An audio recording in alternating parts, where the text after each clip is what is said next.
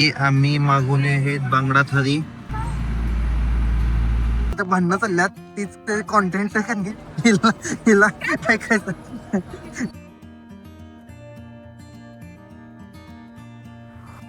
नमस्कार मंडळी, स्वागत आहे आपल्या नवीन एपिसोडमध्ये. मागच्या एपिसोडमध्ये तुम्ही पाहिलं की आपण पुण्यावरून श्रीवर्धन आणि हरिहरेश्वरला कसा प्रवास केला.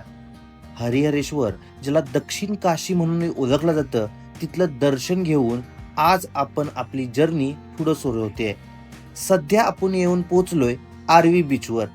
हा बीच देवे आगरच्या तुलनेने अगदी कमी गर्दीचा आणि खूप स्वच्छ आहे. जर तुम्ही दिवेआगरला येत असाल तर या बीचला भेट द्यायला विसरू नका. इथला रूट खरोखर खूप सुंदर आहे. एका बाजूला डोंगर आणि दुसऱ्या बाजूला अथांग समुद्र. आत्ताच हा रस्ता इतका भारी वाटतोय तर विचार करा पावसाळ्यात इथलं वातावरण किती हार्ड असणार आहे. जेवणासाठी आम्ही स्टॉप घेतलेला इथं सी फूड पॉइंट. आम्ही मागवले आहेत बांगडा थाली, बांगडा पोळी, झिंगा एकदम भारी.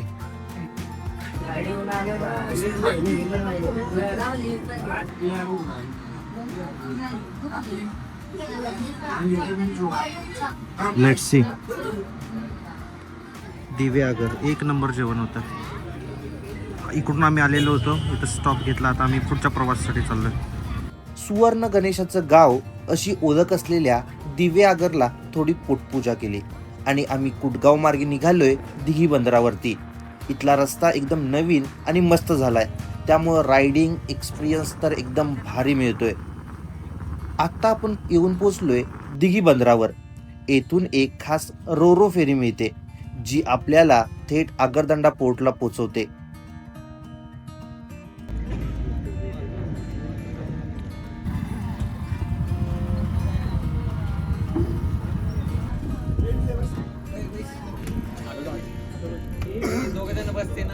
ही फेरी म्हणजे राजापुरी खाडी ओलांडण्याचा सर्वात सोपा आणि सुंदर मार्ग. पण मित्रांनो, जर तुम्ही या रूटवरून येत असताना ही माहिती नक्की लक्षात ठेवा. ही फेरी सकाळी 8 ते संध्याकाळी 6 वाजेपर्यंत असते.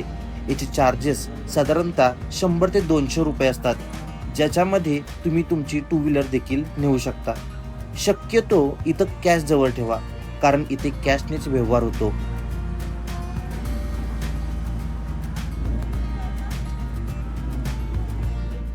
सर्वात महत्त्वाची गोष्ट म्हणजे ही फेरी आपला तब्बल 63 किलोमीटरच्या वर्षाचा प्रवास वाचवते. अवघ्या 25 मिनिटांमध्ये आपण पलीकडे येऊन पोहोचतो. समुद्रातून फेरीमधून जाताना आजूबाजूला जे साईट सीइंग करता येतं तो एक्सपिरियन्स एकदम भारी आहे.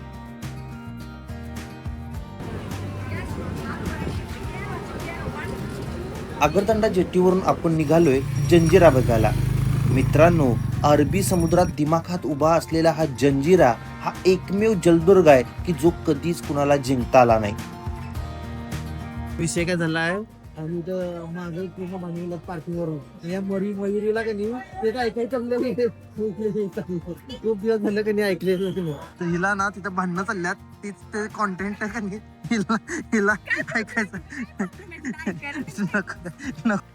आम्हाला इथं एक तिकीट भेटलं होतं, परंतु 4:10 साडेचार पर्यंत ओपन असते, 4:10 ते बंदच झालं. हे पोलिसांनी गोंधळ वगैरे झाला तिथं खूप मोठा, त्यामुळे झालंच नाही. म्हणजे आम्हाला हा जंजिरा पण किल्ला आज बघायला मिळाला नाही. शेवटी आता आम्ही परत चाललोय रेवदंड्याला. काय काल रायगड, आज हे. पण आम्ही वेळेवर पोहोचून सुद्धा दुर्दैवानं आम्हाला जंजिरा पाहायला मिळाला नाही.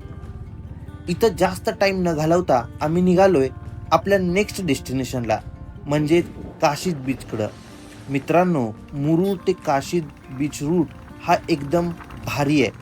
कोकणचा इथं खरा फील तुम्हाला मिळेल. दोन्ही बाजूनी गर्द झाडी म्हणजे नारळी आणि पोपीच्या बागा, आणि रस्ता तर एक नंबर आहे. खूप दिवसांपासून असाच एक प्लॅन होता की बाईक ट्रिपला जायचं आणि एका भारी सिनिक स्पॉटवर थांबायचं आणि स्वतः मॅगी बनवून खायची. त्यासाठी 1000 रुपये खर्च करून पोर्टेबल स्टोव आणि इतर वस्तूंची जुळवाजुळव केली होती. पण आज या निसर्गाच्या सानिध्यात तो प्लॅन फायनली पूर्ण होतोय. आणि ही मॅगी आणि कोकणचा सी व्ह्यू एकदम पैसा वसूल. बीच, असा हा बीच. आणि ही आमची इथं मॅगी रेडी होतीये. वा वा वा वा वा वा. आम्ही ठरवलेलं ते आम्ही केलेलंच आहे. इथं बीचवर आम्ही मॅगी पण बनवलेली आहे आणि ते मी खातोय पण. अशी एकदम जबरदस्त मॅगी. मयुरीने तर डायरेक्ट याच्यामध्येच खायला चालू केलेला आहे. हा आमचा सेटअप आणि हा आमचा व्ह्यू. एक नंबर मॅगी. एक नंबर, विषय कट. आणि ही अशी मॅगी. $1 million experience. तर मंडळी, हा दिवस असाच एन्जॉय करत काल रात्री 8 वाजता आम्ही येऊन पोहोचलोय रेवदंड्याला. इथं आमचा स्टे होता तो म्हणजे मयेकर होमस्टे मध्ये. खरं सांगायचं झालं तर इथं राहायची सोय एकदम बेस्ट होती आणि जेवण तर एकदम क्लास.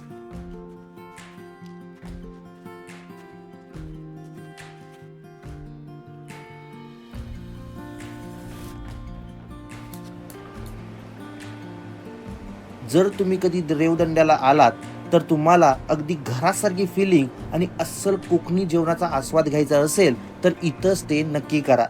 या स्टेचे डिटेल्स मी खाली डिस्क्रिप्शन मध्ये ऍड केलेले आहेत. इथं आम्ही पोहे खातोय. एक नंबर आहे ब्रेकफास्ट. पोहे कसे आहेत मयुरी? एक नंबर आहेत, मस्त आहेत.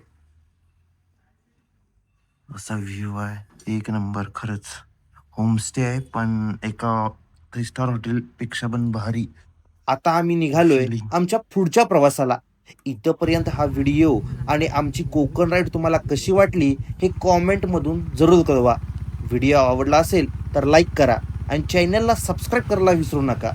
धन्यवाद.